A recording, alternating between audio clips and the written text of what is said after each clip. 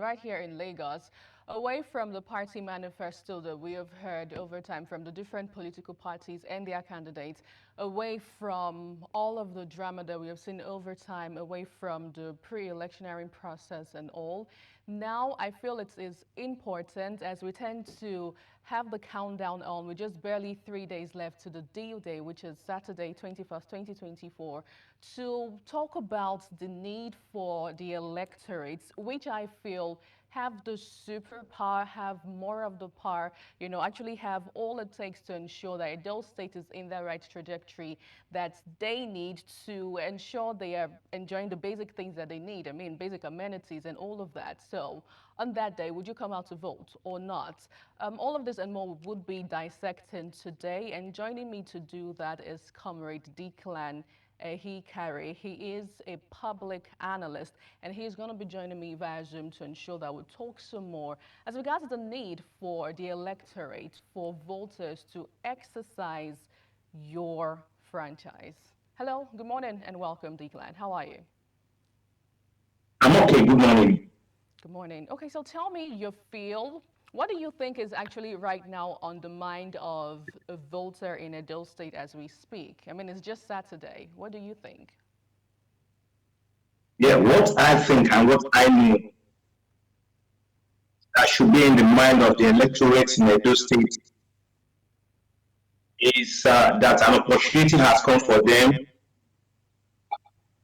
to do the needful and to get the best of governance for themselves. An average Edoite should now be thinking on the best candidates to vote for at this time and day, knowing fully where they are coming from, where they are, who the politicians are, who the candidates are, who is telling the truth, who is telling lies. So the Edo people who are the real electorates are the ones who decide on what their future should look like or what their future should be.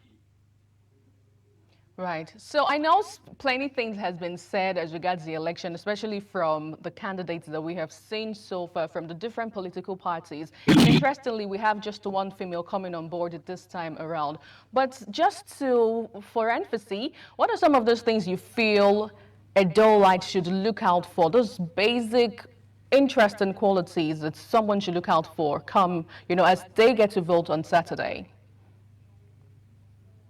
Yeah, thank you. That was why I said the people who are to vote in Edo, that the electorate, by now should have known the quality of the candidates ready themselves for the election. And we should also appreciate the fact that Edo people are very, very intelligent and they are very, very resilient when it comes to electioneering decisions. I have every conviction that an average voter in Edo State knows what best to do. And so I'm appealing to the politicians to stay away from the conscience, to stay away from the mindset of the electorates in Edo State. Politicians shouldn't get involved in deciding the fate of the Edo people. Rather, on Saturday, the politicians should stay away and let the electorate decide what they want.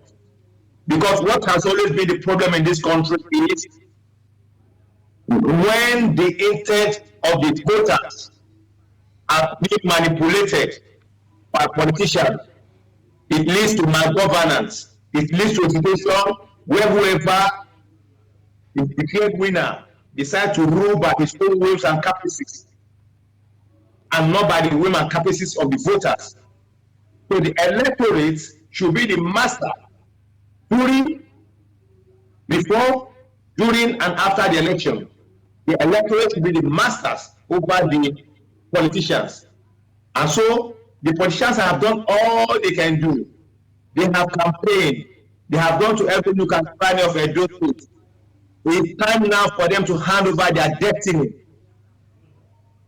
to the electorates who will now cast their vote on Saturday to decide on who they can entrust, on who they can call upon anytime, any day, on who will not be a master servant, but on somebody who will be a servant all through to the people of Edo State. Okay. Now, it is also interesting to put it out there that voting is your right. It is your right as a citizen, as an Edolite to vote, and not a privilege. Now, Declan, I would love you to share with me past experiences you have had as regards voting, especially on election days, in Edo State as well, as a matter of fact. Yeah, thank you. It's a common phenomenon that come Saturday, you're going to see so many shenanigans played out. By now, the politicians are already doing what they know how to do. By now, they have started strategizing on how to share money or how to buy votes. But one thing I'm sure of is this: an average Edo voter knows what he or she wants at this point in time. An average voter will not want to remain in a problem created by a particular government. An average Edo people already made up their mind on who they are voting for. And so, no politicians should bias the mind of an average voter in Edo State. Edo people want the best for themselves. They know who is telling the truth and who is telling lies. They know those who are coming to Edo to hijack everything that belongs to the Edo people. They know those who are on ground, who are actually interested in making Edo a better place. They know who the politicians are. And so the politicians at this point in time, like I said earlier, have done all they can do, which is what they should have done by campaigning. Now they should allow the voters to do the needful by deciding on Saturday who they want to rule Edo State. I want to tell you that Edo voters are the most resilient of voters that I know in this country. They are electorates who know where they are going to, and nobody changes that direction. And so it's a call to duty for the INEC and for the law enforcement agencies not to intimidate any voter in Edo State, not to bias any voter in Edo State, because Edo's people are very resilient. They will never give up, especially when they are interested in getting what they want to get. And so the law enforcement agencies should give a free level to everybody in Edo State to exercise their right. Or failure to do that, there might be a kind of a problem, right, which I pray does not happen. Yes, indeed. And speaking about problems and about INEC, what are some of those things you've observed that could pose as a big challenge during the voting process, and for a Edolite to know and what to do when such things occur on Saturday? Yeah, a situation where you find out that the law enforcement agencies are biased, a situation where you see them taking sides, a situation where you see them playing a role they ought not to play. They ought to be very, very free from anything that has to do with the election. But a situation where you see the law enforcement agencies openly backing up particular candidates against others, such acts should not be allowed to stay. A situation where you see INEC officials doing what they ought not to do, probably also helping to canvass voters for a particular candidate, those should not be allowed to come to a situation where votes or selling votes and the law enforcement agencies are not doing anything about it, should not be allowed to stay. You see non-politicians being escorted to the polling stations, law enforcement agencies thereby leading to leaders should not be allowed to stay. These are things during elections. Where electoral materials does not get to the necessary place in the right time. Where materials or equipment that should be it's not functional. It ought to be functioning. These are issues result to crisis. And so both the law enforcement agents, the INEC, the politician by the rule, and average knows why he or she is at the police station to cast their vote. And so every atmosphere, the safety of an average voter should be guaranteed by this or this is I've mentioned. Right. A plan. Now let's talk a little bit as regards vote. Do you think that is still going to pan out on Saturday? And what are the implications of selling votes? I'd love you to talk on that to the electorate this morning.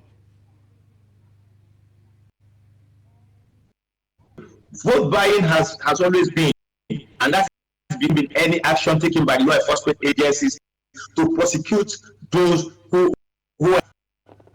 What office this? EDO people are very wise. If anybody comes with money and you know it's not your best candidate, take the money, but vote for the right candidate. Because I know it will surely happen. Because there hasn't been any punitive action against those who does that at electioneering period. And so, whoever comes with money, please take that money, but vote your conscience. Vote your conscience. Because your conscience will give you what that money will not give you. And until you get to the level of penalizing those who does that, then we might not get it right in this nation. INEC officials should also have undercover agents who will also be on field to unravel such circumstances or situations, because I know it will definitely happen. But one thing I'm sure of is this: EDO voters are very wise, and they are very resistant, and I can assure you they will take the money from the politician and they will vote their conscience. That's one thing I'm sure of. Well, there's still those persons who would say taking the money is like selling your conscience out already. But as we tend to wonder, yes. No, that's not correct. That's not correct. I might decide to take your money and go to the polling booth and vote my conscience. You will not be there to know if I voted for you or not. And by the time you begin to give people money, and at the end of it all you lose the election, that will discourage most politicians from giving out money during the electioneering period. Because what's the essence of giving money and people go to vote their conscience? So to dissuade them from doing that, please take their money, vote your, and that's the bitter lesson that they will learn. They're good to pay voters to vote for you. Conscience at the polling booth is you and your voters card or your voters paper. So wherever you decide to thumb print, you thumb print. So whoever gives you money, please take that money and teach them the better lesson of their life. That look, giving me money does not change my mindset. Okay, Declan, in 1 minute, as we tend to leave the conversation here because it's always an unending one, especially as the momentum gather up and is right heated at this point, what would you say to that person who is discouraged, sad, beaten?